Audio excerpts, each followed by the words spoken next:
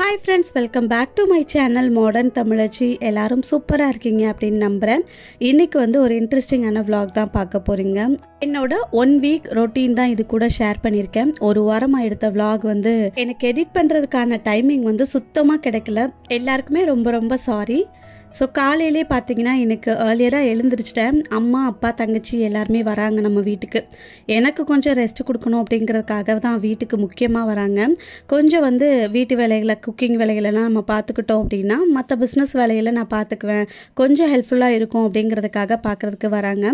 So அவங்க வர்றதுக்கு முன்னாடியே வந்து கொஞ்சம் குக்கிங் வேலையெல்லாம் பண்ணிடலாம் அப்படின்னு சொல்லிட்டு தான் அந்த வேலையை பார்த்துட்ருக்கேன்.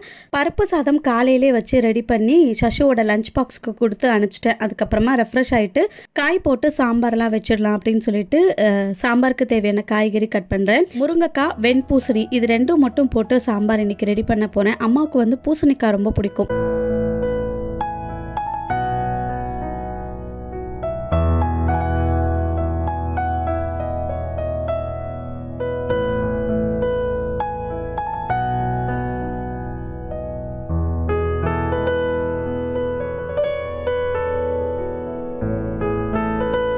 காய் போட்டு சாம்பார் வச்சுட்டு பொரியலுக்கு வாழைக்காய் பொரியல், கோவக்காய் பொரியல் இது ரெண்டும் தான் ரெடி பண்ணியிருந்தேன். வாழைக்காய் சும்மா வந்து கடுகு கருவேப்பிலெல்லாம் போட்டு தாளித்து கொஞ்சமாக பெருங்காயத்தூள் பூண்டு எல்லாமே தட்டி சேர்த்து போட்டு ஆவிலே வேக விட்டு மசாலா போட்டு நல்லா பிரட்டி எடுத்துட்டேன். ஸோ ரொம்ப நல்லாயிருக்கும் டேஸ்ட்டு. குக்கிங் பண்ணிகிட்டு இருக்கும் போதே இடையில வந்து அப்பப்போ மற்ற வேலைகளையும் வந்து பார்த்துட்டு இருந்தேன். ஸோ காய் வெந்துட்டு இருக்க டைம்குள்ளே லிவிங் ரூமில் த்ரிஷன் விளையாண்ட டாய்ஸ் எல்லாம் அப்படி அப்படியே கிடந்தது. எல்லாத்தையுமே எடுத்து அந்தந்த பிளேஸில் எடுத்து செட் பண்ணி வச்சுட்டேன். காலையில் குடித்த காஃபி கூட அப்படியே இருந்தது.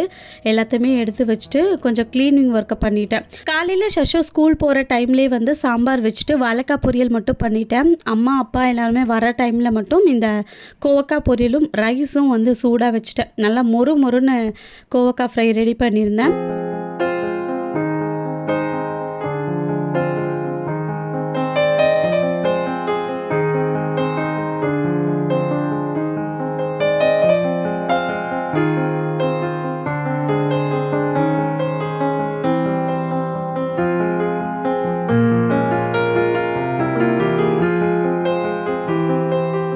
குக்கிங் ஒர்க் எல்லாமே அவங்க வரத்துக்கு முன்னாடியே முடிச்சுட்டேன். சாம்பார், கோவக்காய் ஃப்ரை, வாழைக்காய் ஃப்ரை இது மட்டும்தான் பண்ணியிருந்தேன். மற்ற எதுவுமே வைக்க டைம் இல்லை. ரசம் வைக்கலாம் அப்படின்னு இருந்தேன், டைம் இல்லை. சரி தயிர் வச்சு சாப்பிட்டுக்கலாம் அப்படின்னு சொல்லிட்டு தயிர் எடுத்து வச்சாச்சு.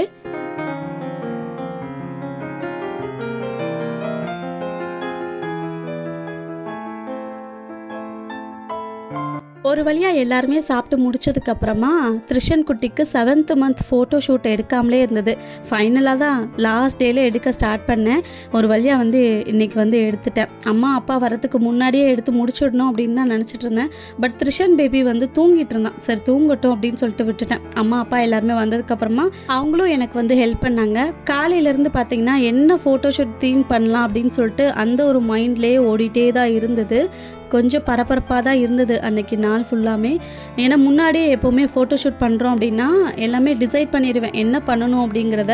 பட் காலையில் தான் தீமே யோசித்தேன். சரி டக்குன்னு வந்து நம்ம மளிகை கடை அண்ணாச்சி வேஷம் போட்டுடலாம் அப்படின்னு சொல்லிட்டு இருக்கிற காய் எல்லாத்தையுமே எடுத்து வச்சுட்டு அவரை வந்து பண்ணியாச்சு. நல்லா க்யூட்டாக மீசையெல்லாம் போட்டு தலையில் வந்து அந்த தலையில் டவல் சுற்றுவாங்க இல்லையா, ஒரு வியாபாரிகள்லாம் அப்படி பண்ணுவாங்க, அது மாதிரி வந்து வச்சு பார்த்தோம். பட் அதை வைக்கவே விடல அவன். ஃபோட்டோ ஷூட்லாம் எடுத்து முடிச்சதுக்கப்புறமா கொஞ்ச நேரம் அப்படியே டைம் ஸ்பெண்ட் பண்ணிவிட்டு டே அன்னைக்கு போயிடுச்சு. நெக்ஸ்ட் டே மார்னிங்லேருந்து தான் ஸ்டார்ட் ஆச்சு. அடுத்த நாள் சண்டே மார்னிங் நம்மளோட hair oil and bath powder பேக்கிங்கில் ஸ்டார்ட் பண்ணோம். ஸோ அன்றைக்கி நைட் வரைக்கும் 9 மணி வரைக்கும் இந்த வேலை தான் எங்களுக்கு பிஸியாக போச்சு. அன்றைக்கி குக்கிங் ஒர்க் எல்லாமே அம்மாவும் தங்கச்சியும் பார்த்துக்கிட்டாங்க. இது வரைக்கும் நீங்கள் ஹேர் ஆயிலுக்கும் சரி பாத் பவுடருக்கும் சரி பயங்கர சப்போர்ட் கொடுத்து இவ்வளோ மூவிங் இருக்கும் அப்படிங்கிறத நான் எதிர்பார்க்கவே இல்லை. ஏன்னா அந்த அளவுக்கு நம்மளோட ஹேர் ஆயிலும் பாத் பவுடரும் குவாலிட்டியில் காம்ப்ரமைஸ் கிடையாது. அவ்வளோ குவாலிட்டி கொடுக்கறதுனால தான் சடனாக நல்ல மூவிங் இருக்குது. ஸோ உங்களோட பிக் சப்போர்ட்டுக்கு ரொம்ப தேங்க்ஸ். எனக்கு நிறைய பேர் ஹேர் ஆயிலோட ரிவ்யூ கேட்டிருந்தீங்க. சீக்கிரமாக நான் போஸ்ட் பண்ணிடுறேன் இந்த வீக்கில். சண்டே ஃபுல்லாக எனக்கு அந்த வேலை தான் இருந்தது. நெக்ஸ்ட் டே மண்டேவும் பார்த்தீங்கன்னா எழுந்தவுடனே ரெஃப்ரெஷ் ஆகிட்டு அந்த ஒர்க்லேயே வந்து உட்காந்துட்டேன். ரெஃப்ரெஷ் ஆகிட்டு வந்ததுக்கப்புறமா அம்மா எனக்கு காஃபி போட்டு கொடுத்தாங்க. ஸோ அதை சுருக்குன்னு குடிச்சிட்டு ஒர்க்கை ஸ்டார்ட் பண்ணிட்டேன். ப்ராடக்ட்ஸ் வந்து அதிக மூவிங் இருக்கிறதுனால கொரியர் ஆஃபீஸ்லேருந்து வீட்டிலேருந்தே வந்து எடுத்துகிட்டு போகிறாங்க இப்போலாம்.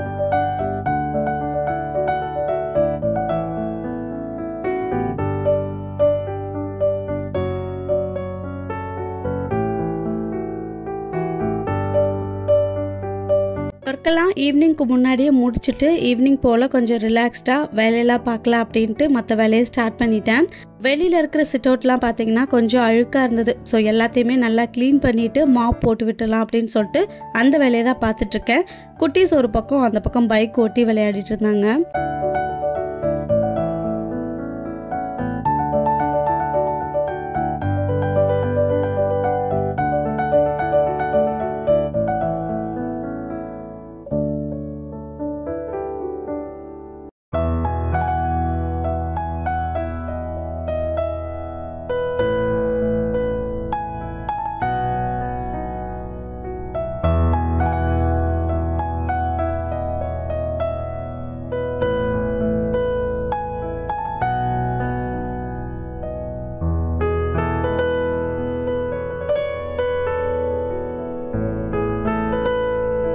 அம்மாவும் தங்கச்சியும் இருக்கிறதுனால எனக்கு குக்கிங்லேயும் சரி இல்லை குழந்தைங்கள பார்த்துக்கிறதையும் சரி இந்த வேலையிலேருந்து எனக்கு லீவு. கிருஷன் குட்டிக்கும் ஷஷுவுக்கும் ஃபுட்டு கொடுக்கறதுலேருந்து அதுக்கப்புறமா குக்கிங் வேலையை பார்த்துக்கிறதுலேருந்து எல்லாமே அவங்க தான் பார்த்துக்கிறாங்க. நான் வந்து என்னோடய பிஸ்னஸ் ஒர்க்கை முடிச்சதுக்கப்புறமா ஏதாவது ஒரு சின்ன சின்ன வேலைகள் இருக்கும் இல்லையா, அந்த வேலையெல்லாம் மட்டும் நான் பார்த்துக்கிறேன். நாங்கள் இருக்கிற வரைக்கும் குக்கிங் வேலையிலும் பிள்ளைங்களையும் நான் பார்த்துக்குறோம், நீ மற்ற வேலையை மட்டும் பார்ப்பா அப்படின்னு சொல்லிட்டாங்க. அதனால் வந்து கொஞ்சம் எனக்கு டே வந்து ரிலாக்ஸ்டாக தான் போயிட்டுருக்கு. இதுக்கப்புறமா ஈவினிங் போல் தங்கச்சி ட்ரெஸ் வாஷ் பண்ணியிருந்தா அது எல்லாத்தையுமே வந்து காய போட்டுட்டு கொஞ்சம் பாத்திரம்லாம் வெளியில் வாஷ் பண்ணி கிடந்தது, அதையும் வந்து எடுத்துகிட்டு வந்துட்டோம். அம்மா வீட்டில் பார்த்திங்கன்னா கத்தாழை நிறையா இருக்கும். ஸோ இங்கே வந்து நம்மளோட ஹேர் ஆயிலுக்கு தேவைப்படுது. இங்கே வந்து நாங்கள் ஃப்ரெஷ்ஷாக வந்து கடையில் தான் வாங்கிட்டுருக்கோம். ஸோ அதனால் இங்கே தேவைப்படும் அப்படிங்கிறதுக்காக எடுத்துகிட்டு வந்து நட்டு வச்சுருக்காங்க. ஸோ அதுக்கும் லைட்டாக தண்ணி ஊற்றிட்டு வந்தாச்சு.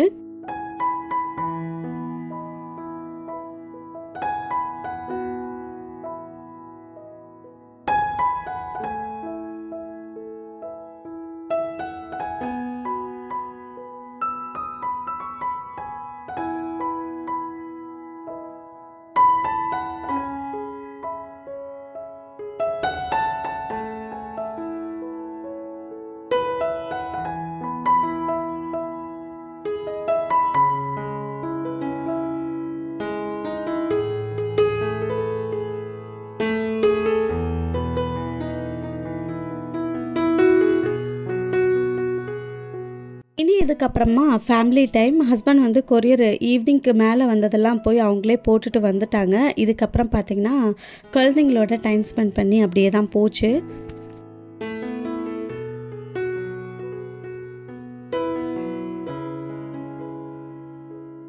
அன்றைக்கி டைம் பார்த்திங்கன்னா 8 o'clock கிட்ட ஆகிடுச்சு. அம்மா சமைக்கிறதுக்காக கிச்சனுக்கு போனாங்க. கடைக்கு போக வேண்டிய வேலை இருக்குது, போயிட்டு வந்துடலாம் அப்படின்னு சொல்லிட்டு கூட்டிகிட்டு வந்துட்டோம். டிமார்ட் போகிறோம் அப்படின்னு சொல்லிட்டு ஹோட்டலுக்கு கூட்டிகிட்டு வந்தாச்சு. அம்மாவுமே ஒரு டெய்லர் கடை தான் வச்சுருக்காங்க. அவங்களுக்குமே வேலை பார்த்திங்கன்னா காலையிலேருந்து நைட்டு வரைக்கும் இருக்கும். இங்கே வந்தாலும் எங்கள் வீட்லேயும் வந்து ரெஸ்ட் இல்லை இல்லையா. ஸோ அதனால் கொஞ்சம் ஒரு ரிலாக்ஸேஷனுக்காக வெளியில் கூட்டிகிட்டு போகலாம் அப்படின்னு சொல்லிட்டு டின்னர் வந்து வெளியில் கூட்டிகிட்டு வந்தாச்சு.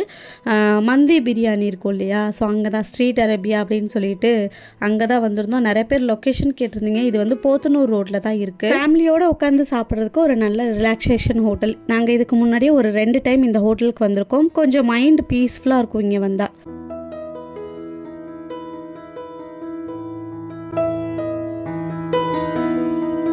இனி அடுத்த நாள் காலையில் ஸ்கூல் டே ரொட்டீன் தான். ஷஷுக்கு லஞ்ச் பாக்ஸ் பேக் பண்ணி அனுப்பணும்.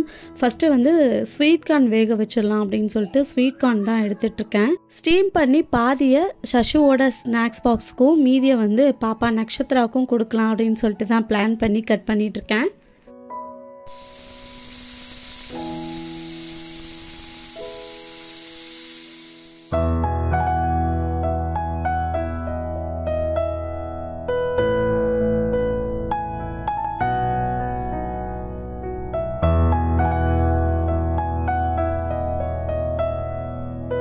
மதியம் லஞ்சுக்கான வேலையை அம்மாவே பார்த்துக்கிறேன் அப்படின்னு சொல்லிட்டாங்க. அதனால் ஷஷுக்கு மட்டும் ஏதாவது பண்ணி கொடுத்துடலாம் அப்படின்னு சொல்லிட்டு சிம்பிளாக அவனுக்கு வந்து ஸ்டஃப்டு ஆலு பரோட்டா பண்ணி கொடுத்துடலாம் அப்படின்னு சொல்லிட்டு தான் பண்ணிகிட்ருக்கேன்.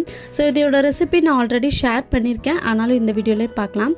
தேவையான அளவு கோதுமை மாவு, சால்ட்டு சேர்த்து லைட்டாக தண்ணி சேர்த்து நல்லா மிக்ஸ் பண்ணிக்கலாம். 1 டீஸ்பூன் ஆயிலும் சேர்த்து நல்லா மிக்ஸ் பண்ணிக்கோங்க. அப்போ தான் மாவு நல்லா சாஃப்டாக வரும். யூஸ்வலாக நம்ம சப்பாத்தி மாவு எப்படி பிசைவோமோ அதே மாதிரியே நல்லா பிசைஞ்சிட்டு க்ளோஸ் பண்ணி வச்சிடலாம். எவ்வளோக்கு எவ்வளோ அது வந்து நல்லா ஊறுதோ, சோக்கிங் ப்ராசஸில் இருக்கோ அந்த அளவுக்கு வந்து மாவு நல்லா சாஃப்டாகவும் இருக்கும். ஆலு சப்பாத்தியும் பார்த்திங்கன்னா நல்ல ஒரு சாஃப்டில் கிடைக்கும். ஸ்டஃபிங்க்கு நான் உருளைக்கிழங்கு மசாலா ரெடி பண்ண போகிறேன். அதுக்கு தேவையான வெங்காயத்தை ஃபஸ்ட்டு கட் பண்ணி எடுத்துக்கலாம். நார்மலாக நம்ம பொட்டேட்டோ மசாலா எப்படி ரெடி பண்ணுவோமோ அதே மாதிரி தான் ரெடி பண்ணுறேன். ஒரு சிலர் வந்து பொட்டேட்டோவை வேக வச்சுட்டு மசாலா எல்லாமே போட்டு நல்லா மிக்ஸ் பண்ணி மட்டும் வச்சுட்டு அப்படியே சப்பாத்தியோட ஸ்டஃப் பண்ணி குக் பண்ணி எடுத்துருவாங்க. பட் நான் அந்த மாதிரி இல்லை. எனக்கு வந்து மசாலா ஸ்மெல் அப்படியே அடிக்கிற மாதிரி இருக்கும். அதனால் பார்த்திங்கன்னா உருளைக்கிழங்கு நல்லா மசிச்சு தாளித்து வதக்கி நம்ம உருளைக்கிழங்கு மசாலா எப்படி ரெடி பண்ணுவோம், சாம்பார் இது மாதிரி இருக்கலாம், அது மாதிரி ரெடி பண்ணிட்டு தான் வந்து ஸ்டஃப் பண்ணி வைப்பேன்.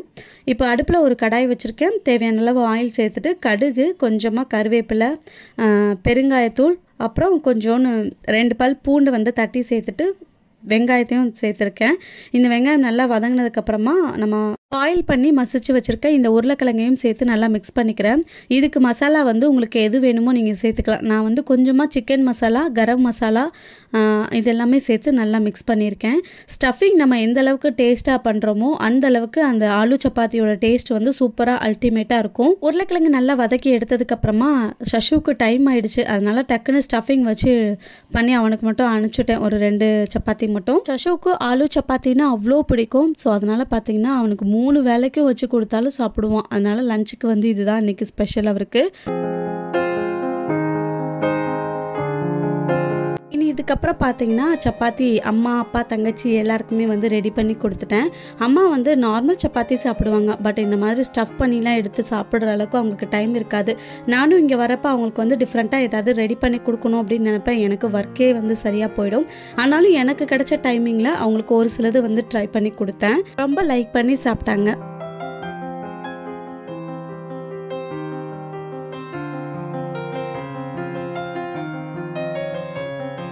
ஒன்றும் இல்லை, பொட்டேட்டோ மசாலா ரெடி பண்ணதை வந்து நல்லா கொஞ்சம் உருண்டை பிடிச்சி வச்சுட்டு நம்ம கொஞ்சம் பெரிய சைஸில் வந்து சப்பாத்தி மாவு எடுத்துகிட்டு நல்லா திரட்டி உள்ளே வந்து இந்த ஸ்டஃபிங் வச்சு நல்லா க்ளோஸ் பண்ணி தேய்ச்சி எடுத்துட வேண்டியது தான். ஸோ காலையில் பிரேக்ஃபாஸ்ட்லாம் முடிச்சதுக்கப்புறமா த்ரிஷன் குட்டிக்கு வந்து சாப்பாடு என்ன கொடுக்க போகிறேன் அப்படின்னு பார்த்தீங்கன்னா ஹெல்த் மிக்ஸ் தான் கொடுக்க போகிறேன். 6 மந்த்துக்கு அப்புறமா த்ரிஷன் குட்டிக்கு கொடுக்கலாம், நானே அரைக்கணும் அப்படின்னு தான் பிளான் பண்ணியிருந்தேன். அப்புறம் தங்கச்சியே வந்து நான் வீட்டில் அரைக்க தான் போகிறேன், உனக்கும் சேர்த்தே அரைச்சி கொண்டு வந்துடுறேன் அப்படின்னு சொல்லிட்டா. அதனாலே நான் அரைக்கலை. ஏன்னா இருக்கிற வேலையில் நீ அதெல்லாம் பார்த்துட்டு இருக்காத அப்படின்னு சொல்லிட்டு அவளே த்ரிஷன் குட்டிக்கு ரெடி பண்ணியும் ஊட்டி விட்டுட்டா. இங்கே வந்ததுக்கப்புறம் அவள் தான் வந்து ஃபுல் அண்ட் ஃபுல் த்ரிஷனை டேக் கேர் பண்ணிக்கிறா. ஸோ அதுக்கப்புறமா பார்த்திங்கன்னா ஏதாவது ஸ்நாக் டிஃப்ரெண்ட்டாக பண்ணி கொடுக்கலாம் அப்படின்னு சொல்லிட்டு மாவு ஜவ்வரிசி இருக்குது இல்லையா, அது வந்து ஒரு 1.5 கப் அளவுக்கு ஊற வச்சுருக்கேன். செய்கிறதுக்கு ஒரு 2 மணி நேரத்துக்கு முன்னாடியே நம்ம ஊற வச்சிடணும். மதியம் லஞ்சு சாப்பிட்டு முடிச்சதுக்கப்புறமா நான் வந்து இந்த ஜவ்வரிசியை ஊற வச்சுட்டேன். ஒரு 1.5 கப் அளவு அளந்து சேர்த்துருக்கேன். தண்ணி நல்லா கொதிக்க விட்டு அந்த தண்ணியை வந்து இது கூட சேர்த்துக்கலாம். நல்லா கொதிக்கணும் தண்ணி, அப்போ தான் இந்த ஜவ்வரிசி ஒரு 2 மணி நேரத்தில் கொஞ்சம் நல்லா ஊறி வரும். தண்ணி ஓரளவுக்கு இதுவே அப்சர்வ் ஆகும். ஸோ அதனால் வந்து மூழ்கிற அளவுக்கு மட்டும் ஊற்றுனா போதும். ரொம்ப அதிகமாக ஊற்றிட்டீங்க அப்படின்னாலும் உங்களுக்கு வந்து கையில் பிடிக்கிறதுக்கு வராது. அதனால நல்லா மூழ்கிற அளவுக்கு மட்டும் சுடுதண்ணி ஊற்றி ஒரு 2 மணி நேரம் ஊற வச்சுக்கலாம். அதுக்குள்ளேயும் பார்த்தீங்கன்னா என்னோட ஒர்க் எல்லாத்தையும் முடிச்சுட்டு ஈவினிங் வந்து ஒரு 6:30க்கு மேலே ஆயிடுச்சு ஸ்நாக்ஸ் பண்ணுறதுக்கு. ஸோ பண்ணலாம் அப்படின்னு சொல்லிட்டு தான் வந்தேன். ஸோ பார்த்தீங்கன்னா இந்த அளவுக்கு நல்லா ஒரு மாவு கன்சிஸ்டன்சியில் இருக்கும். ரொம்ப அதிகமாகவும் பிசைஞ்சிடக்கூடாது. இதோட டெக்ஸ்சர் பார்த்தீங்கன்னா நல்லா உருண்டையாக இருக்கணும், அந்த ஜவ்வரிசியோட ஷேப் இருக்கணும். அதனால் லைட்டாக மட்டும் மிக்ஸ் பண்ணிக்கிறேன். இதுக்கு தேவையான அளவு கொஞ்சமாக உப்பு சேர்த்து நல்லா மிக்ஸ் பண்ணி விட்டுக்கோங்க.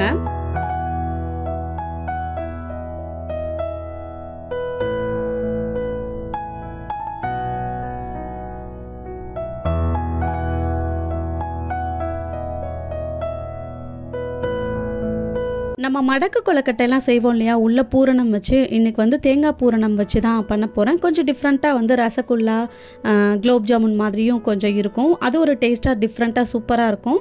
நான் 1 கப் அளவு தேங்காய் எடுத்துக்கிட்டேன். ஒரு 3 ஏலக்காய் வந்து எடுத்துக்கிட்டேன். இதை வந்து நைட்டாக துருவி எடுத்துக்கலாம். உங்ககிட்ட தேங்காய் துருவுறது இருந்ததுன்னா அதில் கூட துருவி எடுத்துக்கோங்க. பட் ரொம்ப நைஸாக இருக்கக்கூடாது டெக்ஸ்சர், கொஞ்சம் வந்து திரியாக இருந்தால் தான் சாப்பிட்றதுக்கு நல்லாயிருக்கும். இன்னுமே வந்து குச்சி குச்சியாக இருந்தால் தான் கொஞ்சம் கடிப்படுறதுக்கு நல்லாயிருக்கும் வாயில். ஸோ அந்த அளவுக்கு அரைச்சி எடுத்துக்கோங்க. நான் மிக்சிலே வந்து போட்டு எடுத்துக்கிட்டேன். ஸோ இதுக்கு வந்து ஸ்வீட்டுக்கு நான் இன்றைக்கி கரும்பு சக்கரை தான் எடுத்துக்கிறேன். தேவையான அளவு சேர்த்துக்கலாம். நான் வந்து ஒரு 4 டீஸ்பூன் அளவு சேர்த்துட்டு எல்லாத்தையுமே நல்லா மிக்ஸ் பண்ணி விட்டுக்கிறேன். உங்ககிட்ட ஏலக்காய் தூளாக இருந்ததுன்னா இந்த ஸ்டேஜில் சேர்த்துக்கலாம். நான் ஏலக்காய் முழுசாக சேர்த்ததுனால தேங்காய் அரைக்கும் போதே சேர்த்துக்கிட்டேன். இப்போ நம்ம ஊற வச்சுருந்த ஜவ்வரிசியை வந்து கொஞ்சம் கொஞ்சமாக கையில் தண்ணி தொட்டு எடுத்து நம்ம ஷேப் பண்ணிக்கலாம். எப்படி நம்ம மடக்கு கொழுக்கட்டை உள்ளே வைப்போமோ அதே டெக்ஸ்சர் தான். ஆனால் உள்ளே வச்சுட்டு இது வந்து நல்லா நான் பால் சைஸ்க்கு உருட்டி எடுத்துக்கிறேன். பட் ஜவ்வரிசியில் பண்ணுறோம் அப்படிங்கிறதுனால லைட்டாக கையில் ஒட்டுற மாதிரி இருக்கும். கையில் தண்ணி தொட்டு திருவி இந்த மாதிரி உருட்டி எடுத்துக்கோங்க. இந்த பால் ஷேப்பில் எல்லாத்தையுமே உருட்டி எடுத்துக்கிறேன்.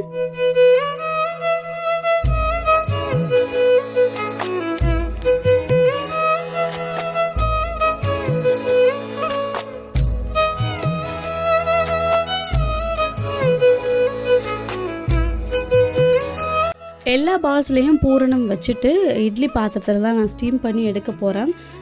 தேவையான அளவு தண்ணி ஊற்றிட்டு எல்லா இட்லி பாத்திரத்தையும் ஃபில் பண்ணிவிட்டு நம்ம ஸ்டீம் பண்ண வச்சிடலாம்.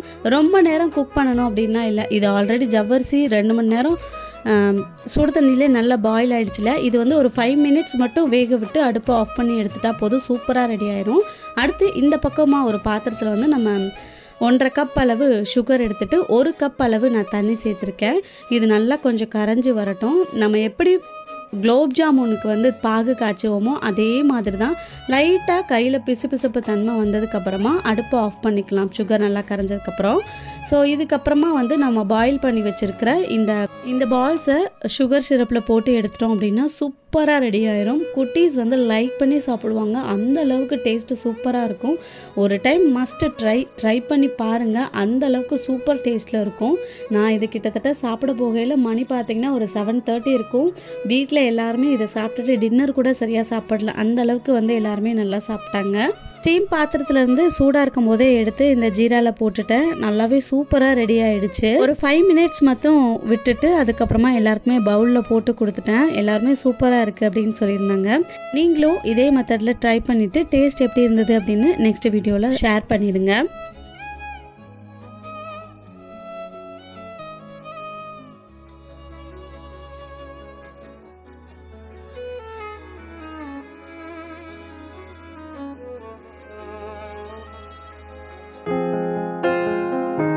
வீடியோவில் த்ரிஷன் குட்டியையும் காமிங்க அப்படின்னு சொல்லியிருந்தீங்க. நக்ஷத்ரா பாப்பாவும் த்ரிஷன் குட்டியும் பண்ணுற சேட்டையை பாருங்கள், எவ்வளோ சேட்டை பண்ணுறாங்க 2 பேரும் அப்படின்ட்டு. த்ரிஷன் குட்டி இப்போ நல்லாவே உட்கார ஸ்டார்ட் பண்ணிட்டாரு.